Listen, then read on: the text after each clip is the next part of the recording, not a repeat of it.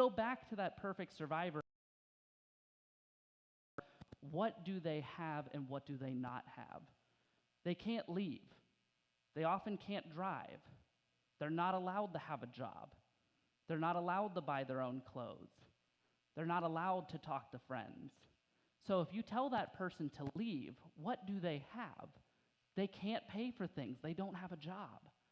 They won't have a right to be a part of an abusive relationship. Either someone's going to say, I should have done better. I should have been a better partner. If I treated my partner better, they wouldn't have treated me this way. Or my community is going to have expectations. I'm not supposed to leave my marriage. And that's okay to have those beliefs. But that's also a factor we have to keep in mind is if my spouse is actively hurting me and my children, and my community tells me I can't leave, then the only option is to endure the abuse or betray my community's trust and find a healthier option. These are the conversations survivors often have to have because of their own guilt with their own beliefs they have to navigate. And when we're talking about that stigma, a lot of people have various forms of their own life that are also being shamed. If you go and get resources, that makes you a bad father, a bad mother. What do you mean you can't take care of your kids? If you have to stay in a shelter, are you going to be viewed like all the other homeless people that are now being shamed and judged for their status in society? If you are somebody who your abuser forced you to get addicted to drugs, because that's an often common tactic in our community today, will you just be viewed as another drug addict instead of a victim of a horrific crime? Shame and stigma keeps people from healing, and we all, in one way or another, have participated in the shame and stigmatization of very vulnerable people in our community. So I want to be having intentional conversations about the reality of domestic violence. It is not just a husband and a wife having a spout in the house behind closed doors. It is anyone being hurt physically, psychologically, financially, sexually, in any capacity in our community. And we need to be available when those people have those difficulties. So for the last part, I want to talk about what can we do when these things happen? What can be given back? Well, a big one is we take volunteers. We are always looking for individuals to help make our shelter go round, but that's an easy plug. That's like, come help me, make me look good. I'm the volunteer and intern coordinator, and that will make me happy. But what can the community actually do? Well, we need to take away that shame and stigma around the conversation. We need to have serious conversations like we are today about domestic violence and the fact that it does exist in our community. It doesn't just happen in bad neighborhoods. It doesn't just happen to people who don't have their stuff together. When I talk about abuse and the fact that most people don't wake up and choose abuse, we're talking about people who have mental health episodes.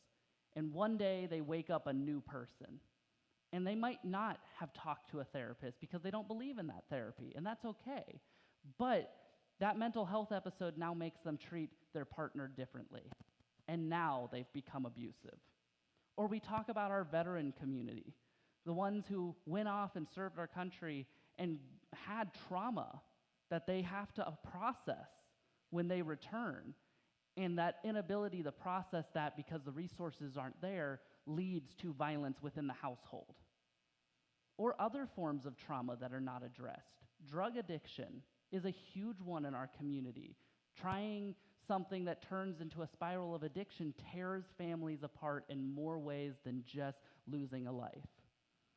And so we need to acknowledge that domestic violence happens. Our most favored community members can do domestic violence. And that doesn't immediately make them this evil person. You can recover. When this stuff happens, relationships can be salvaged. But we need to make sure that for those that cannot salvage their relationships, they have a safe place to stay. And so I want to ask you to not only talk about these conversations intentionally, and address domestic violence as it is in the community, but know that there's resources available. Talk to people and let them know there is a shelter in Akron that you can call and talk to. Let people know that people like me will come out and give presentations to kids about healthy relationships and all the ways that we should be building a foundation of trust in our community and love in our community. Talking about these conversations in spaces like this is how we start changing the culture that promotes domestic violence and keeps it from a conversation that happens behind closed doors and brings it to the forefront of how do we as a community help these people get better. So with that, I want to remind everyone, we wanted to learn, we wanted to talk about what domestic violence is, what resources are out there.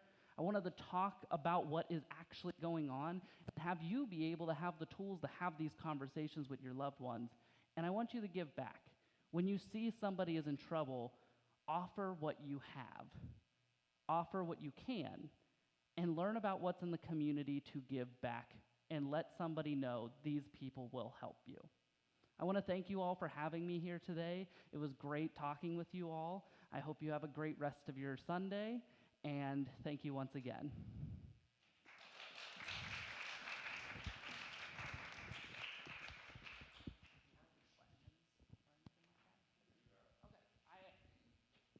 I am available for questions if anybody has any at this time. Or if you have one online, you can let us know. Any questions anyone wants to ask? Go ahead.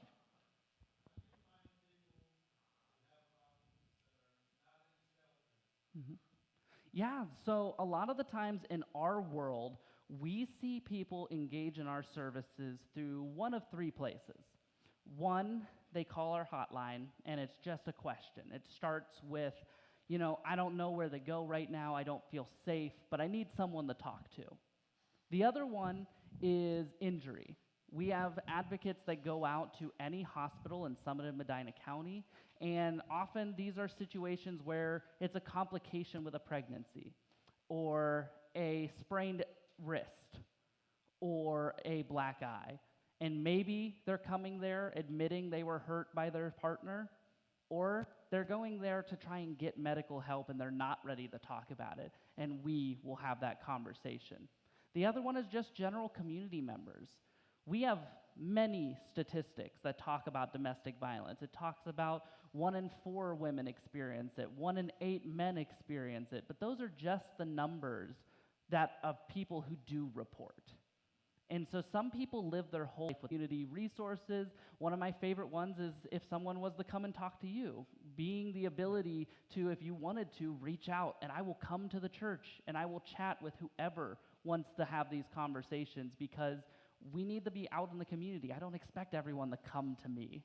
If you come to my office, we have a lot of individuals in our community who are not prepared to take care of their elders, do not have the tools to take care of themselves most of the time, let alone their elders. And so what we see is the beginning conversation of neglect, not being taken to doctor's appointments, not going to community spaces. If somebody who routinely shows up to church every week suddenly stopped coming to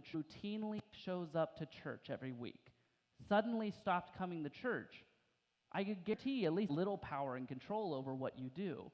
So we monitor those situations very closely, because that's a very vulnerable population, and nobody deserves to go their life where that is a huge benefit or barrier to getting help. On one end of the spectrum, the religious community, when you all are together,